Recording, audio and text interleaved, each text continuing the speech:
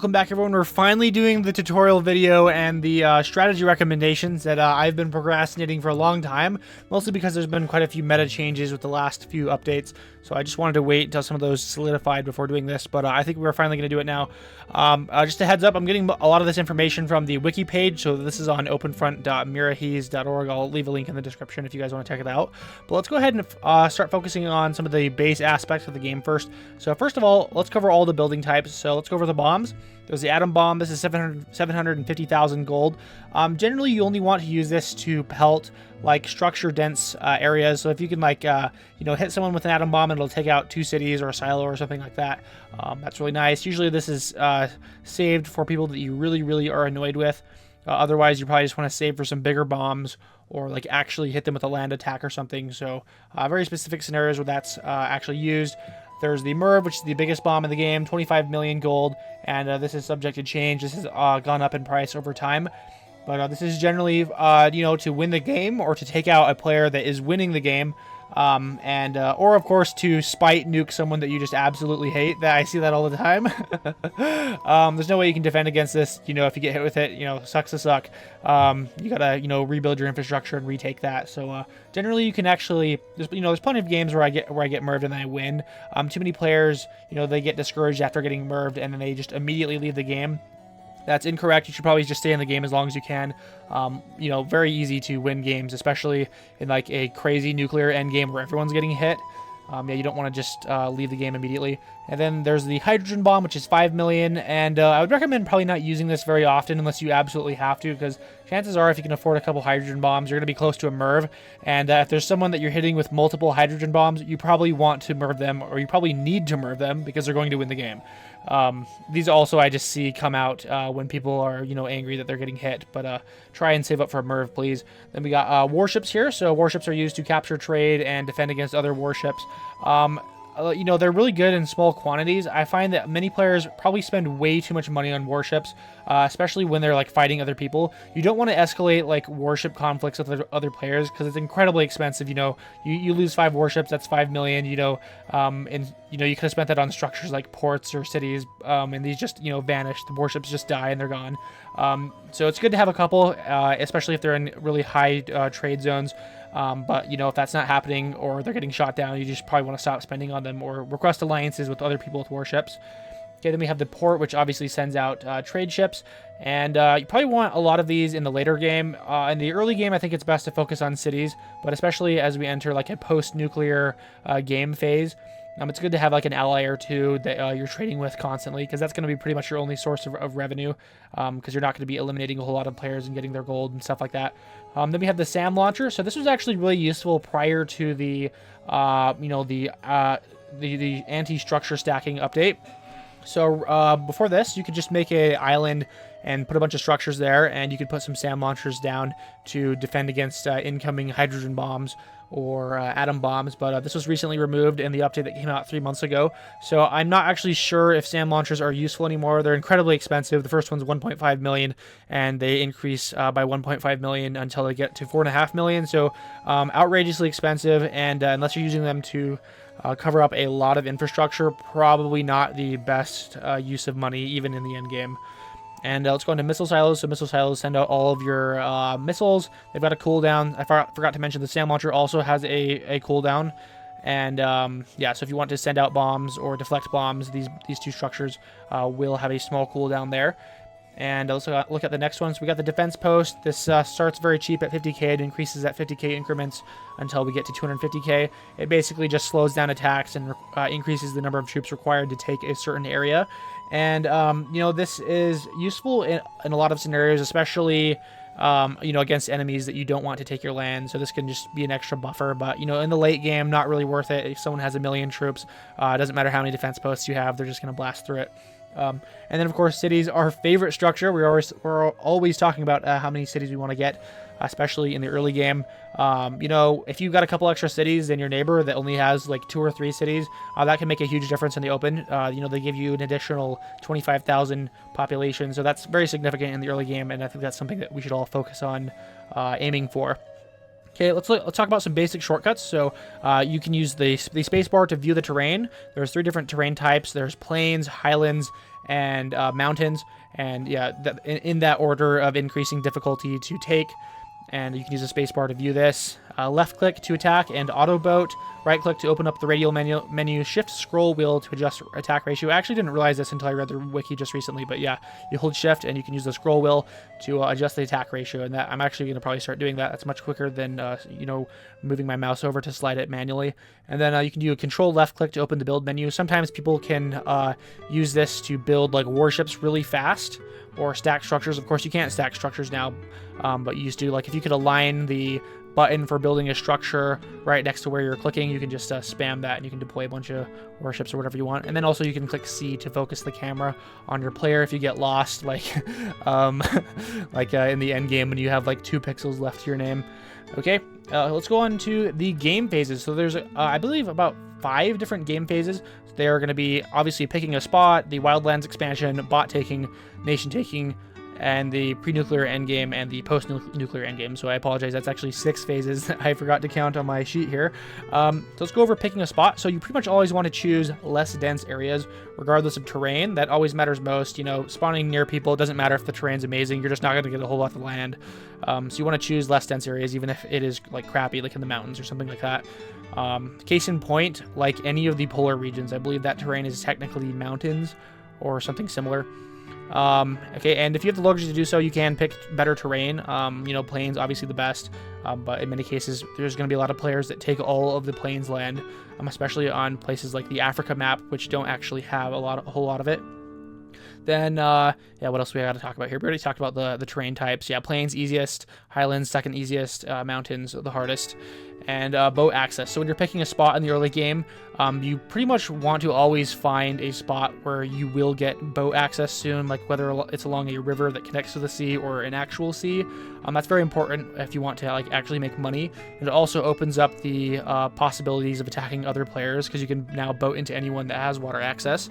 And, frequently I see in some maps like the Gateway to the Atlantic map, people that spawn in the bottom right corner or the top right corner don't have any access to rivers, and they just, they sit there the whole game stuck to 2 or 3 people that they can't attack because they're like similarly sized, and then they just basically rot until they get killed by a much larger player.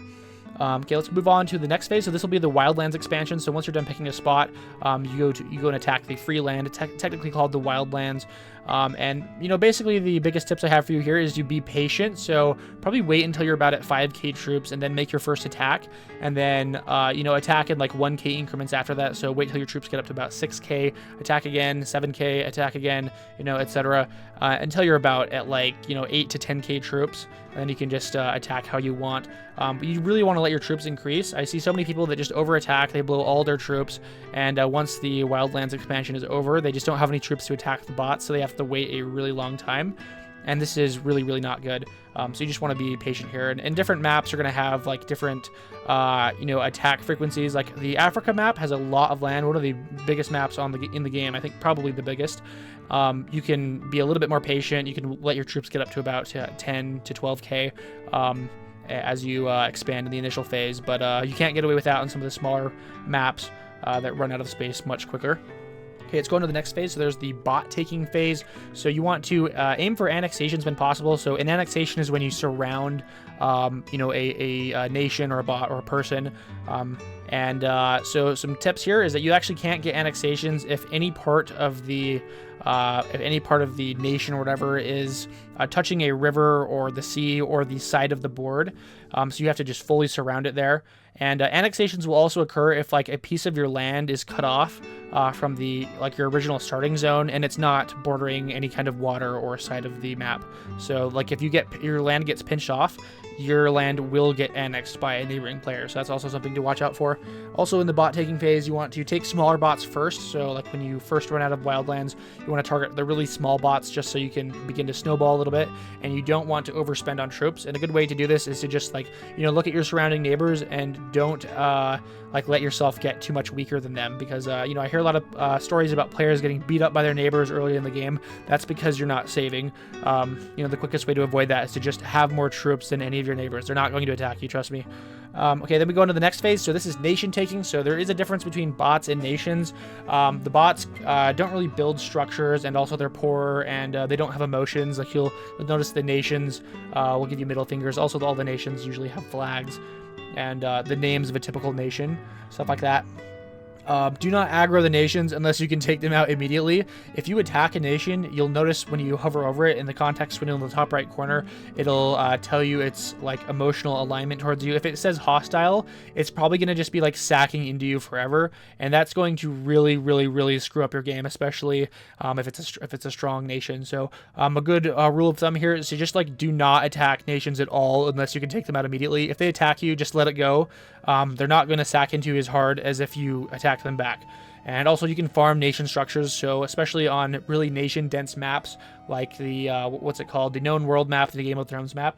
A ton of nations on the Westeros island, and yeah, you can farm a lot of nation structures there. So it's actually a good idea to probably stick next to some nations or areas you know that have a lot of nations, because you can get a lot of structures, and I think especially cities matter a lot in the early game.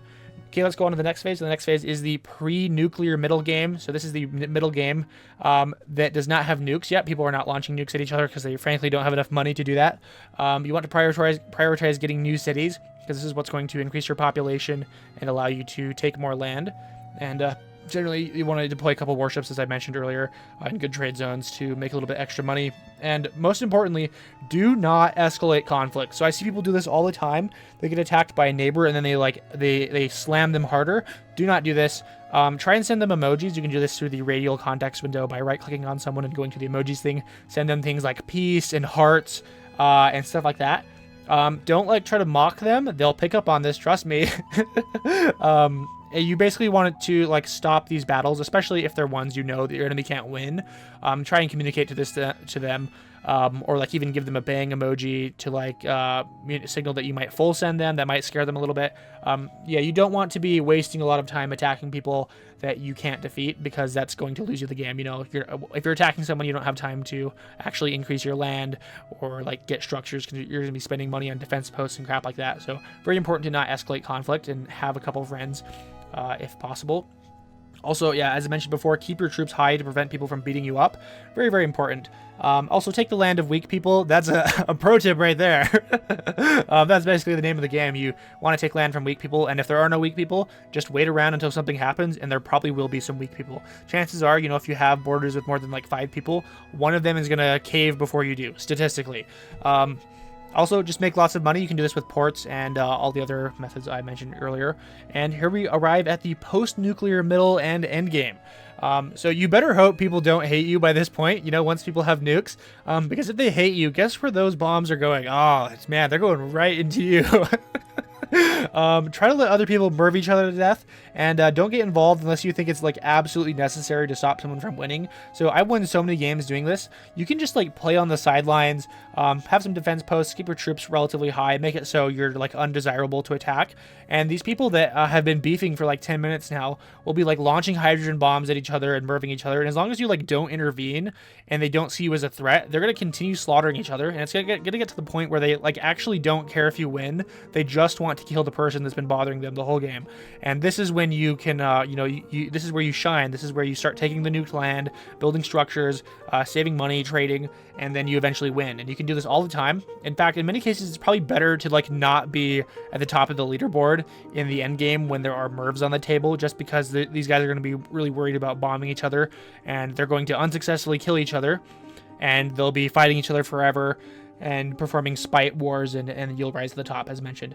Okay, and also you probably want to have a trading partner. Bonus points if it's someone who's not playing the game. So plenty of people are going to just leave the game at any time during the game, especially once mervs go off. If someone gets hit by a merv, chances are it's like 50-50 whether or not they're going to stay in the game. And if they do have some ports available, you can start trading with them. And if you have attacked them earlier and are embargoed, you can right-click on and use the context menu to start trading with them again. And this can be really useful because, you know, your cash is actually going to a person that's not going to spend it on bombs. Although you do have to worry about them getting eliminated. So if they do get eliminated, someone might take their money.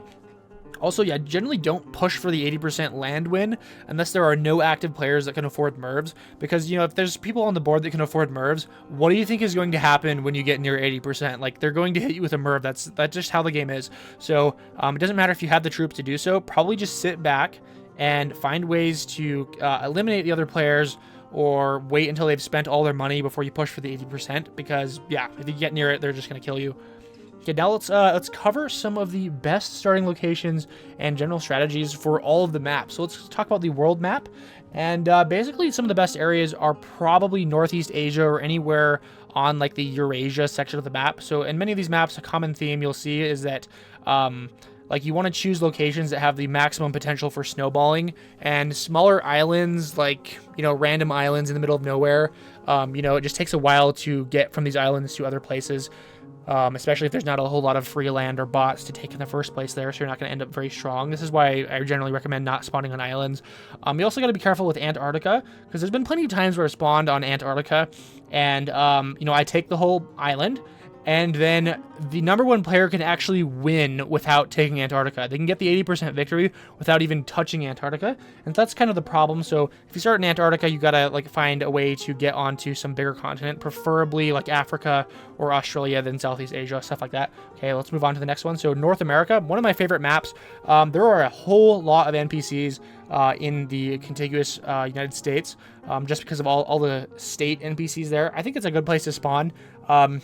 Yeah, again, don't aggro the NPCs, only attack them if you know you can defeat them. They're going to produce a lot of structures. This is really good early on. I've seen a lot of games won by people that spawn in that area, but also places like Greenland are nice, especially if they're not populated too much, because they're in the corner of the board, and you can just have a good time out there, and no one will be able to attack you if you can take the whole place. But that's very rare. I'd recommend just spawning in a typical place. Most of the map is fine, but especially near NPCs, I think this is good.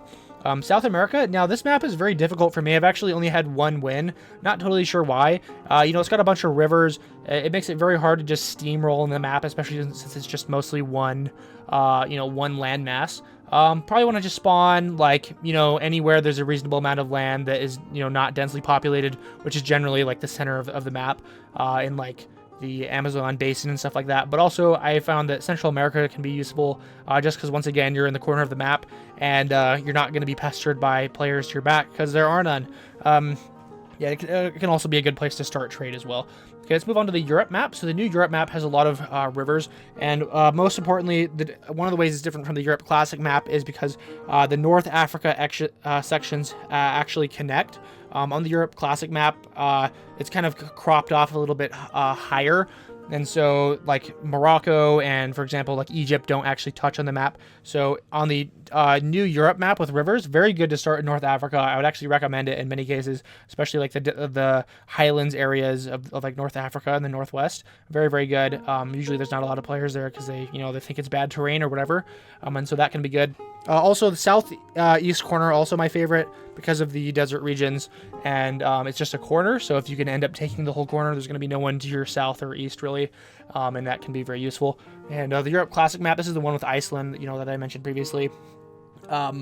Yeah, I would probably recommend not doing the Iceland fortress strategy. I know a lot of players want to do that because it seems fun, but it really takes a long time to build momentum, and chances are someone's just going to come in from the mainland and snipe your Iceland position. But same thing goes here. Probably eastern side of the board is going to be where you want to go on the Europe Classic map, kind of by Russia. There's going to be a lot of land there, especially with no rivers. You're going to be able to steamroll if you can get a lot of land in that area. Okay, let's move on to the Asia map. So my experience with this is a little bit limited. I mostly just do the Northeast Asia strategy like I do on the world map. I think it's very good. Just got to be careful of... I don't know. You just gotta be careful of not getting surrounded, I guess, because it's more of a just a single piece of land there. Not a whole lot of not a whole lot of stuff to do. I mean, there's a lot of people. I would recommend not doing the southeast corner because of all the players in the Indonesian islands. They will definitely harass you for a long time, so you gotta be careful of those. Okay, let's move on to the Africa map. This is also my favorite, specifically because I like to do a lot of Madagascar runs, getting abandoned in Madagascar and then coming back during the nuclear holocaust. But it's also fun because, if we ever get structure stacking back, you can go ahead and land on some of the small islands off the west coast of Africa. and you can, make some really hefty islands there with all your cities and ports and stuff like that. But I think in general, just, pick an area that's not very populated. Don't bother going along the coast. Everyone likes to go along the coast because they think the plains land is just like, the most important part of the game. There's plenty of rivers now. You can build ports like on rivers in the center of the map. Doesn't matter. I would even recommend lots of desert positions. You can get a ton of land in the center of the board, and I've had many wins from doing that. Okay, let's go on to the Oceania map. Again, very limited experience here. I think I maybe only have played like 1 or 2 games. Like, I don't even know what advice to give you. Probably like it's probably start on Australia. It's a very tiny map, but that's where most of the landmass is, and you're gonna have a hard time boating in there from another place, especially since there's not gonna be a whole lot of land to grab. But yeah, usually those games end pretty quick in my experience, which is again very limited. Okay, let's go on to the next couple maps. So Black Sea. Black Sea is very fun. I really like it for like warship maxing games, especially if you go in like Crimea. Crimea is a great place to dump some warships down because there's always trade ships crossing in the south. Yeah, very fun map. Probably want to spawn in some of the worst terrain areas, to be honest. Like the northeast corner has got a lot of mountains, and usually people don't spawn there for that reason. But again, it's a corner position, so it's going to have the added benefit of having fewer people, not being surrounded by enemies. And yeah, okay, let's go on to the Britannia map. I love the Britannia map as well. Most areas I think are good to spawn in. Probably just stay like exclusively in Ireland or Scotland or England or whatever. Don't go on the islands or like the mainland Europe piece that is protruding from the southeast side of the board. These places really don't have a whole lot of land, so you don't want to be stuck down there and try and get up onto like Ireland or England and not be able to do that because there's bigger players there. So usually those islands are places you come into later. But yeah, again, just like find an area that doesn't have a whole lot of players nearby, and it should be fine. And Gateway to the Atlantic, yeah, again, this one's really good. I like to do the northeast corner especially. I know I mentioned that might be bad for several reasons, but if you can get the whole corner to yourself, you can actually corral off bots so that no one can take, while you take other bots that they actually can get to, and this can allow you to get very big early on because you're saving a little honeypot for yourself. Then the Between Two Seas map. This one's very nice. The corner positions are actually really good. I believe you actually can trade in the Caspian Sea, so if you just get a corner position or a wall position that's right next to the sea, that can be really good. You can deploy some ports there. And the Iceland map, this one's a little bit boring in my opinion. It's just, one island. But the middle positions actually work out really well because people really want to get the ports along the ocean because there's no rivers on this map, and so they really all want to go along the coast, and that generally leaves the center of the map unpopulated, and you can get loads of land there. And this map, this is one of those that I think you should probably prefer like cities, especially over ports, because these games usually last they're very short. I don't think I've ever seen a Merv on the Iceland map. It's just one land piece, so people have a higher potential to snowball and just slam through everyone because there aren't like natural geological structures to prevent these attacks from going through. Then we have the Japan and Neighbors map. I've only exclusively played this on the teams game mode just because it's not offered on the free-for-all. I actually don't have any tips here for free-for-all because I just haven't played it on free-for-all. So we're going to skip that one, and then we're going to go on to the Middle East and North Africa map. So this one's really nice. I pretty much exclusively go in the desert here, kind of like the Africa map. These southern desert regions are, really frowned upon by other people for some reason. They really want to trade along the ocean, and that leaves these juicy desert areas with, lots of free land and bot access. And this is one of those maps, there's no rivers there, so you can actually get a lot of annexations and huge land in the center of the board. Then we have the Australia map. So this is, again, one big piece of land. The desert is also a great place to spawn just because for the same reasons people don't really like the terrain. They think it's worse for some reason. And so they don't spawn there as much, and that leaves you with more land to grab. Then we have the Faroe Islands, which I've actually only played once, and it's again on a teams mode. But I would suggest probably spawning on a bigger island, just because it gives you more potential to snowball. You don't want to end up spawning on like a small island, and then you're sitting there waiting for your troops to crank up or your cash to crank up to get structures while everyone else is getting bigger. So I would say in general just spawn on a bigger island. And then of course we have Pangaea. Let's see here. I actually got to look at this map. It's been a while since I played here. I would suggest probably getting a corner position. Like the southeast corner position looks really good, but I imagine there's going to be a lot of people there. So again, yeah, just basic stuff here. Find a position that is less populated. And we got Mars, of course. So Mars is a little bit different just because it's pretty much all plains land. Like yeah, so what really matters is getting lots of defense posts early on, because if you don't put down defense posts, people are just going to slam through your land like it's, it's like a hot knife through butter. This especially matters in the early game, not so much in the end game, as I mentioned before, just because people with large numbers of troops aren't, like, it's not going to matter if you have defense posts or not. But very important to get lots of defense posts early on, and just spawn in an area that is not populated, which, there are a couple, like, tundra regions, or, like, I guess they're technically mountainous regions on the map that people try to shy away from, and that can also be good. And then finally, the known world. So I really like this map just because it's so dynamic. You get to choose between spawning in a super nation dense zone, or a zone with no nations, like over in Essos. So Essos has way fewer nations. That's just the eastern land segment of the board. And yeah, I really like to go in Westeros. You get a lot of structures really early, and it can be a bit packed, but those extra cities really do help. And you'll find that in many cases, you will be half the size once you dominate in Westeros as, like, the leader that's approaching on the east side of the board. But you can still defeat them because you just have, like, so many more cities than them. It's crazy. And I think that's it. Hope you guys like watching my strategy video. That was quite a long one. Hopefully I put in some category segments somewhere in the videos to better help you guys navigate this. But I hope that you guys learned something new here. And I'm glad to finally get this over with. And I will see you in the next video. Thanks for watching.